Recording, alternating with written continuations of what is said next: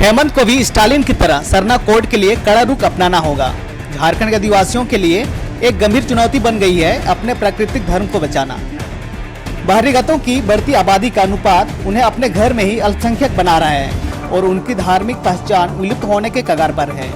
दरअसल आक्रमणकारी ताकतें सिर्फ आदिवासियों का जल, जंगल, जमीन ही नहीं छीन रही है, बल्कि उनकी अस्मिता और अलग पहचान को भी खत्म करती है। 2011 की जनगणना के आधार पर जो आंकड़े उपलब्ध हैं, उनके अनुसार झारखंड में हिंदू धर्म सबसे बड़ा धर्म बन चुका है। कुल आबादी में इस धर्म को मानने वाले 67.8%, इस्लाम धर्म को मानने वाले 14.53%, सरना धर्म को मानने वाले महज 12.52% और ईसाई धर्म को मानने वाले 4.31% और सिख धर्म को मानने वाले 4.31% और अन्य धर्म को मानने वाले हैं। इसके लिए जो ग्राफिक बनाया गया है उसमें भगवा रंग सबसे बड़ा है। झारखंड में आदिवासी आबादी 26% है। मान लीजिए इनमें से कुछ ईसाई आदिवासी बन गए, फिर भी आदिवासी आबादी 22% तो है ही। अब उनमें सरना आदिवासी यदि 12.5% है तो करीबन 10% आदिवासी कहाँ गए? जाहिर है कि उनका तेजी से हिंदूकरण हो रहा है, वह भी आंकड़ों में। और यह संकट इसलिए है कि उनके लिए जनगणना में अलग से कोई धार्मिक कोड नहीं है। सरना कोड की मांग हो रही है। हेमंत सोरेन की सरकार ने पिछली विधानसभा में सरना कोड का प्रस्ताव पारित कर केंद्र सरकार को भेजा भी, लेकिन केंद्र की भाजपा सरकार उसमें रोड़े अटकाए हुए हैं और कारण भी स्पष्ट है।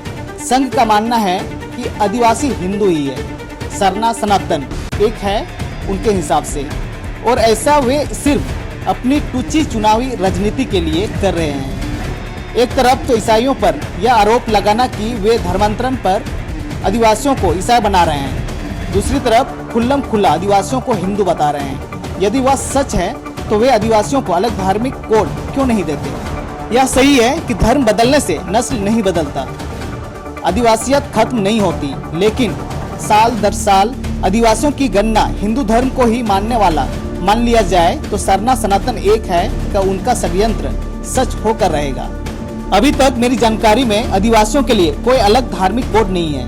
आदिवासी बहुल अनेक राज्यों में आदिवासी दिखेंगे ही नहीं, क्योंकि उनके लिए अलग धार्मिक कोड नहीं है।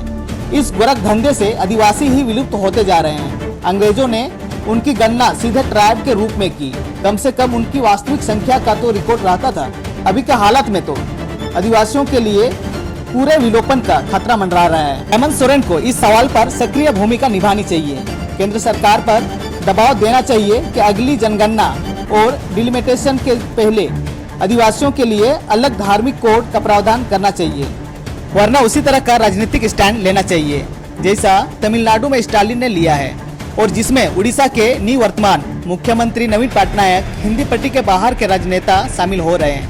केंद्र ना माने तो इस मुद्दे को एक जन आंदोलन में बदल देना चाहिए, वरना राजनीतिक रूप से भी उन्हें स्थायी हानि होने वाली है। तो ये थी आज के अपडेट। इस खबर को अधिक से अधिक लोगों तक पहुंचाएं ताकि संघर्ष कर रहे आदिवासी बहुल संख्यक लोगों के लिए सरना कोड की मांग हो सके।